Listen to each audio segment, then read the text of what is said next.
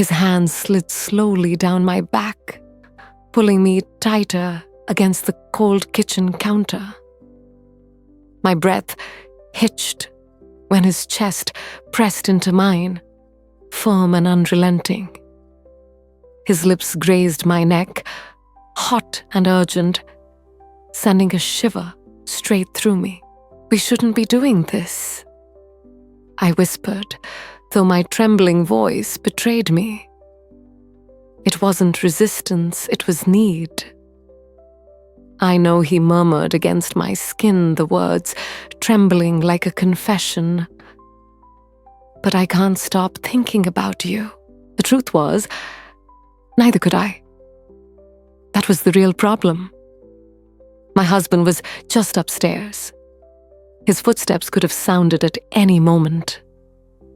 And yet here I was, falling apart in another man's arms, gasping as if his touch was something I had been starving for all these years. Before we dive into this intense story, if you're watching on Love and Tears, don't forget to subscribe, turn on notifications, and leave a comment, letting me know where you're watching from. Your support is what keeps us going to bring you more dramatic stories. Now, here we go. My name is Elena. I've been married to Richard for 9 years. To everyone else, we were the perfect couple, successful careers, a beautiful house, 2 wonderful children. We smiled at neighborhood parties, posed for Christmas photos, and played our roles so convincingly that sometimes even I believed it myself. But behind the doors of our picture-perfect home, we weren't husband and wife anymore. We were schedules. We were silence over dinner. We were 2 strangers sharing a bed with no fire left between us. The last time Richard touched me like he truly wanted me, I couldn't even remember. And then Daniel moved in next door. Daniel was everything Richard had long stopped being. Recently divorced, with a charming smile and the confidence of a man beginning again. He was spontaneous, playful, alive. Most of all, he noticed me. He noticed the way my dress clung to me, the way I nervously tucked my hair behind my ear. It began with harmless gestures, a wave across the fence, small talk that somehow felt like everything. Then the compliments. At first subtle, then heavier carrying weight, I couldn't ignore. "Your husband's a lucky man," Daniel told me once as I watered my roses. His eyes lingered too long, and my stomach fluttered with a warmth I hadn't felt in years. The spark turned to flame at a neighborhood barbecue. Richard was inside, glued to his phone, and Daniel appeared with 2 drinks. "Thought you looked thirsty," he said, brushing his fingers against mine as he handed me the glass. That touch, brief, innocent to anyone else, set my whole body ablaze. From then on, the air between us shifted. Every word hung heavier. Every laugh felt like a secret. Daniel always found excuses to come by when Richard was gone, fixing a faucet, borrowing a tool, and each time he left me, more flustered than the last, until the day it all broke. A quiet Tuesday. Richard was in court, the kids at school, and Daniel knocked on my door asking to borrow sugar, the oldest cliche in the world. But we both knew better. I let him in. We sat at the kitchen island pretending to talk, but the silence grew unbearable. "Eleanor," he finally said, voice low, almost unsteady. "I can't stop thinking about you." My pulse hammered in my ears. "Daniel, I'm married." I know he cut me off, his eyes locking on mine. "I know this is wrong, but I need you to know what you do to me." I should have sent him away. I should have ended it right there. But instead, my truth slipped out in a whisper, "I think about you too." That was all it took. Daniel stood, circled the island, and cupped my face in his hands. "Tell me to stop," he breathed. His lips hovered just above mine, his words brushing against my skin. But I didn't. I couldn't. My hands pulled him closer instead. And when his mouth finally crashed into mine, it was like striking a match in a room soaked with gasoline. Heat erupted through me. His kiss was hungry, desperate, every sigh tearing me open. He lifted me onto the counter effortlessly, pressing me against him with an urgency that made me dizzy. His hands gripped my sides, his body closing the space between us until there was nothing left but fire. I gasped into his mouth, nails clawing into his back, and the sound he made, that deep, low exhale, nearly unraveled me. Every kiss deepened. Every touch grew bolder. The kitchen, the house, the risk of Richard walking in, everything vanished. There was only us tangled in forbidden heat, surrendering to a desire we both knew was wrong, but couldn't survive without. His hands slipped under my blouse, fingertips grazing my skin like sparks of fire. I shivered, every nerve igniting as though I had been asleep for years. "Elena," he breathed against my lips, his voice shaking, his breath hot. "You don't know what you're doing to me." But I did. Because he was doing the same to me. I should have stopped him, stopped myself. Instead, I buried my fingers in Daniel's hair and kissed him harder. I wanted to feel wanted again. I wanted to feel alive. He pressed himself closer, pinning me to the counter, urgency radiating from him.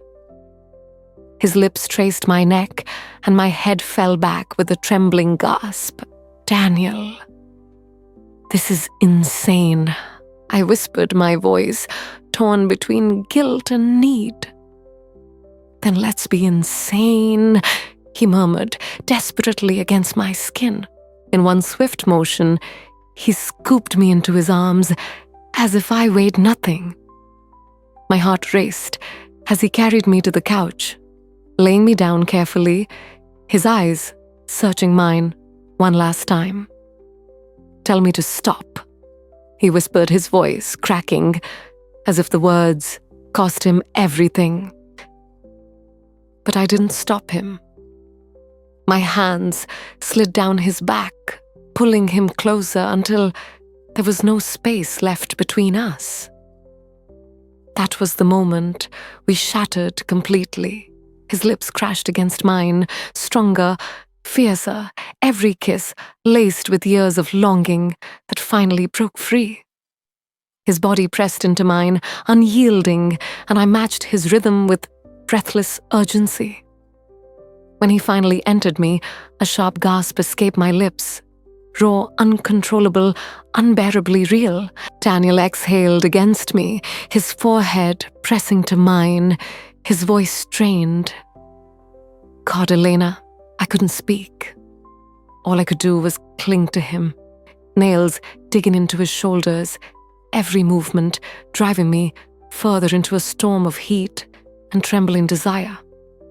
Slow at first, then faster, more urgent, as if he had been waiting his whole life for this moment. My moans filled the room, strange and unfamiliar to my own ears.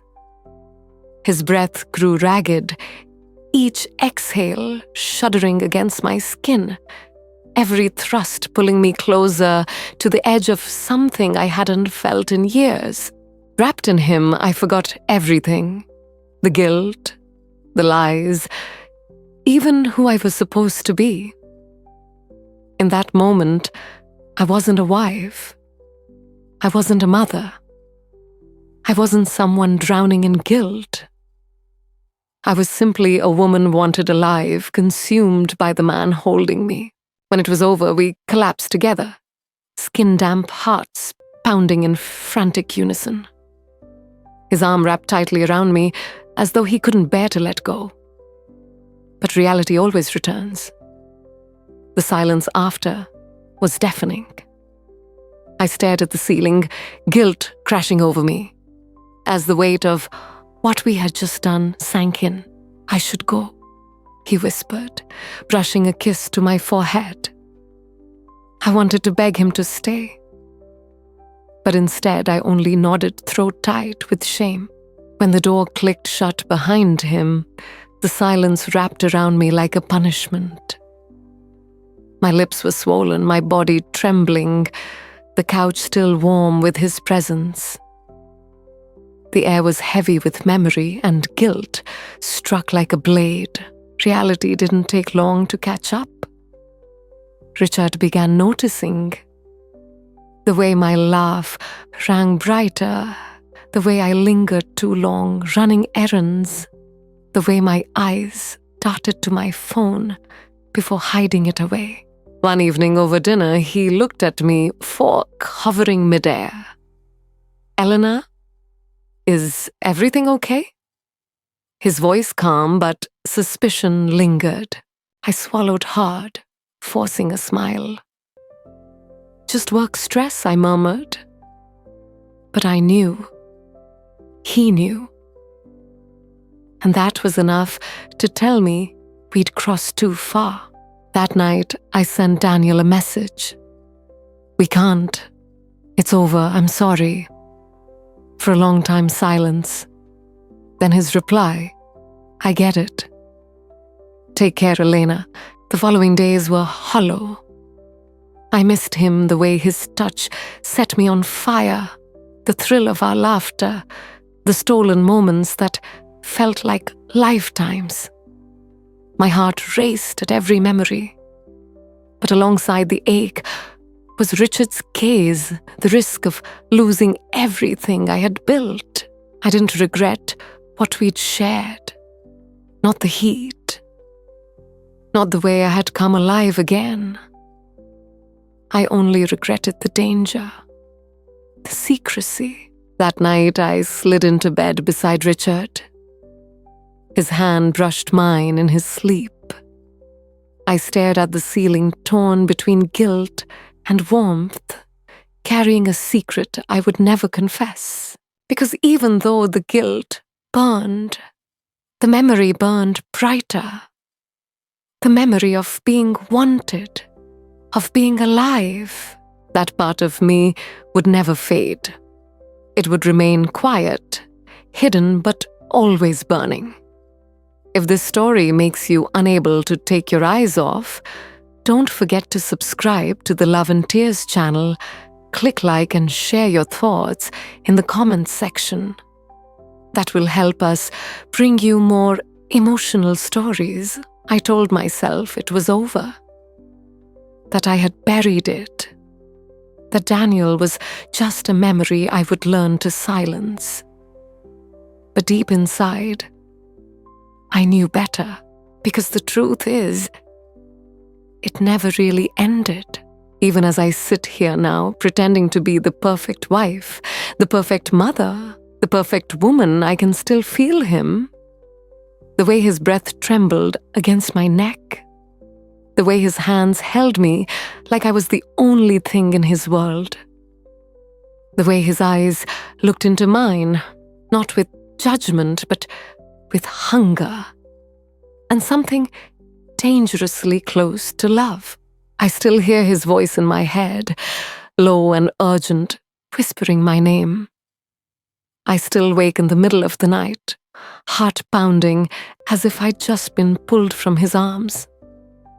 And when Richard rolls over in his sleep and brushes my hand, I force a smile. Because my body remembers another touch. Maybe I'll never see Daniel again. Maybe our story truly ended the moment I hit send on that message.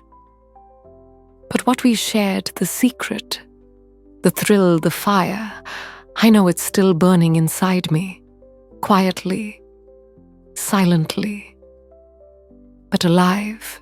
And that's the truth I'll never say out loud. Not to Richard, not to Daniel, not to anyone, except you. If you're still here and feel this story touches your heart, please subscribe to Love and Tears, turn on the notification bell, and leave a comment. Do you think I can really bury that fire forever, or will the past come back one day?